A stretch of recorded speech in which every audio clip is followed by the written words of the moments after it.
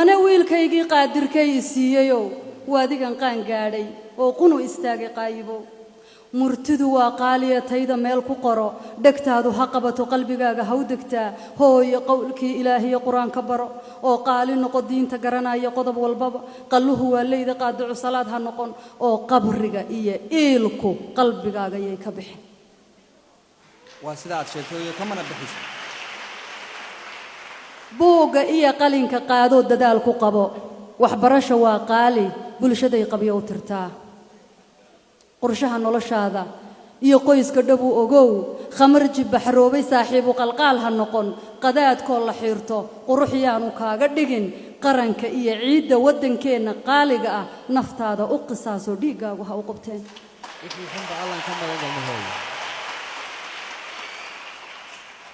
naftaada u qisaaso dhiigaagu ha u qabteen oo qabaan waa nacase noloshaada qiimo geli qaraabo ku timid oo qoyskaaga soo martiday hooyo qosol iyo salaam fiican ugu qoshuuc qolqolka ha istaajinay qolka hore u gogol qaaci u diyaari iyo qoobcad iyo sariir wixii u qalmaaya iyo qaalmo fiican si oo qaraabo waa rixine hooyo dadka ha qadin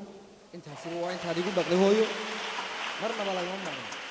haddii gar lagu qabsado geed lagaaga waco hooyo gar maqaate waa ceeb garyigi lahaw gartaada u sheega sida guulaheen og yahay oo geesi baa tahay abidkaaha gabi dhaclayn geesi baa tahay abidkaaha gabi dhaclayn haddii guurtidii la diray ay go'aan ridaan hadday gartu kugu xun tahay ay gulaalan tahay hooyaha griifin guurtidu waxay gartaan gacanta ha ku saydhin oo geedka ha uga kicin go'aan dabadiina nin ragaa tahay ha go'an may maqlaysaa taarag baan u ahay haddaad madax noqoto oo meel lagu dhigmado hooyo magacu waa sharafe maandhe iska hayska dilin oo ninkii maal haysta iyo maalintaan nin qaday hooyo maslaha u noqdaan maamulkaaga guud bas way dhantay hooyo qaybow hooyo waanooyinka ha qubin qabuulka allah leh ee qaadirku ajiib amiin amiin qalbiga ku adkaysa ducadayda qaaliga ah